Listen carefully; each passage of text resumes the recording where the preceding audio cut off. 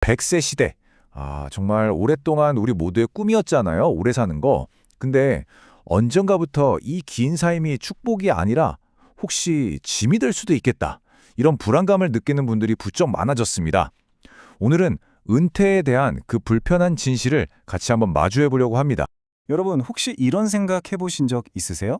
100세까지 사는 게 과연 모두에게 축복일까? 이기훈 작가는요, 준비되지 않은 장수는 대부분의 사람들에게 축복이 아니라 오히려 저주가 되어가고 있다 이렇게까지 경고를 하거든요. 도대체 왜 그렇게까지 암울한 진단을 내리는 건지 지금부터 그 이유를 한번 따라가 보겠습니다. 우리나라가 OECD 국가 중에서 노인 빈곤율 1위라는 조금은 씁쓸하고 부끄러운 기록을 가지고 있습니다. 우리가 수많은 분야에서 세계 최고라고 자랑하는데 참 안타깝게도 우리 부모님 세대의 노후는 가장 가난하다는 현실을 바로 이 숫자 하나가 딱 보여주고 있는 거죠. 자, 그럼 구체적인 수치를 보면요. 이 문제가 얼마나 심각한지 확 와닿으실 겁니다. 60세 이상 인구의 무려 68%. 그러니까 길에서 어르신 3분을 마주치면 그중 2분 이상은 빈곤 위험에 처해 있다는 얘기예요. 안정적인 노후를 보내는 분은 고작 32%뿐이라는 뜻이죠. 이 통계는 단순히 개인의 문제가 아니라 우리 사회 전체의 구조적인 문제를 아주 명확하게 보여주고 있습니다. 이런 차가운 숫자들이. 그럼 현실에선 대체 어떤 모습일까요? 작가는 새벽 5시 반 그 첫 지하철의 풍경을 이야기하는데요. 여유롭게 여행을 떠나는 분들이 아니라 청소나 경비 같은 일용직위를 구하려고 나서는 7, 80대 어르신들로 가득 차 있다는 거죠. 이것이야말로 통계 뒤에 가려진 우리 노년의 씁쓸한 자화상이 아닐까 싶습니다. 아니, 도대체 왜 이렇게까지 된 걸까요? 우리 부모님 세대도 그리고 우리 자신도 정말 열심히 살아왔는데 왜 노후를 제대로 준비하지 못하게 된 걸까요? 이건 절대 그냥 개인이 게을러서가 아닙니다. 따져나가기 힘든 어떤 거대한 시스템의 함정이 있기 때문이에요. 그 첫 번째 함정이 뭐냐면 바로 이 시간의 불일치입니다. 부모는 자녀가 30이 될 때까지 교육이며 스펙에 거의 평생 모은 돈을 다 쏟아붓잖아요. 근데 정작 그 자녀가 주된 직장에서 돈을 버는 기간은 평균 14.5년에 불과하다는 거예요. 30년간 쏟아부은 그 엄청난 투자를 고작 14.5년 만에 회수하고 노후까지 준비한다? 이건 애초에 불가능한 계산이었던 셈이죠. 그리고 더 현실적인 두 번째 이유, 바로 소득 문제입니다. 실제로 직장인 절반 이상, 55%가 세전 월급 300만 원을 채 못 받습니다. 아니, 당장 생활비를 감당하기도 빠듯한데 어떻게 먼 미래의 노후 자금까지 마련하겠어요? 이건 사실상 대부분의 사람들에게 불가능한 미션이나 다름없죠. 근데 이런 현실 속에서 언론에서는 노후에 월 369만 원은 있어야 한다. 이런 얘기를 하잖아요. 작가는 이 말을 두고 이건 대부분의 사람들한테 그냥 자살하라는 소리나 마찬가지다. 이렇게까지 아주 격하게 표현을 해요. 그만큼 이상과 현실의 엄청난 격차가 사람들을 얼마나 절망하게 만드는지 보여주는 대목입니다. 자, 근데요, 문제가 여기서 끝이 아닙니다. 정말 설상가상으로 그렇게 어렵게 모은 얼마 안 되는 자산마저 한순간에 잿더미로 만들어버릴 수 있는 5가지 함정이 또 우리를 기다리고 있습니다.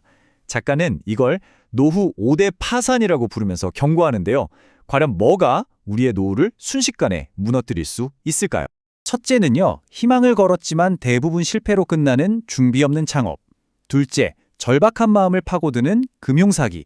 셋째, 모든 걸 앗아갈 수 있는 중대질병. 넷째, 외로움에 가난까지 더해지는 황혼이혼. 그리고 마지막으로 정말 끝도 없는 헌신을 요구하는 자녀 리스크입니다. 이 중에 정말 딱 하나만 겪어도 평생의 노력이 그냥 물거품이 될 수 있는 거죠. 자, 지금까지 정말 좀 암울하고 답답한 현실을 쭉 살펴봤습니다. 하지만 여기서 그냥 주저앉을 수는 없잖아요, 그렇죠? 작가는 해법이 분명히 있다고, 그리고 그 시작은 돈이 아니라 바로 우리의 생각, 이 마음가짐에 바꾸는 데서부터 출발한다고 강조합니다. 해결책의 핵심은요, 바로 은퇴랑 퇴직이라는 이 두 단원의 차이를 제대로 이해하는 것에서부터 시작해요. 우리가 이걸 막 섞어 쓰지만 은퇴는 세상에서 물러나서 숨는다는 뜻이고요. 퇴직은 그냥 하나의 직장을 그만둔다는 뜻입니다. 우리의 목표는 인생에서 아예 사라져버리는 은퇴가 아니라 새로운 일을 찾기 위한 퇴직이 되어야 한다는 거죠. 그래서 작가가 제안하는 가장 확실한 노후 대책은 바로 이겁니다. 단순히 돈을 모으는 걸 넘어서 지금부터 나이가 들어서도 계속할 수 있는 나만의 일을 만들어야 한다는 거예요. 진정한 안정은 통장에 찍힌 숫자가 아니라 내 손으로 계속 만들어가는 일에서 나온다는 거죠. 정말 생각의 대전환입니다. 그럼 이런 새로운 삶의 방식을 현실로 만들려면 구체적으로 뭐가 필요할까요? 작가는 두 가지 핵심 기둥을 제시하는데요. 바로 건강과 주거에 대한 새로운 접근법입니다. 첫 번째 기둥, 건강에 대해서 작가는 정말 명쾌하게 딱 한마디로 정리합니다. 누우면 죽고 걸으면 산다.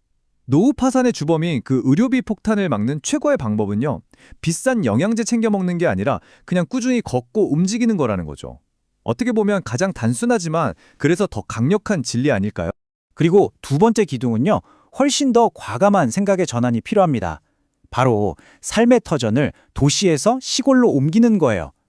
생활비 부담은 확 줄고 뜻밖에도 노년층이 할 수 있는 일자리는 오히려 더 많고 건강한 삶을 살기에도 훨씬 유리하죠. 도시의 그 비싼 생활비랑 치열한 경쟁에서 한 발짝 물러나서 오히려 시골에서 새로운 삶의 기회를 찾아보라는 정말 과감하면서도 굉장히 현실적인 제안입니다. 자, 암울한 현실에서 시작해서 생각을 바꾸는 새로운 해법까지 쭉 한번 살펴봤는데요.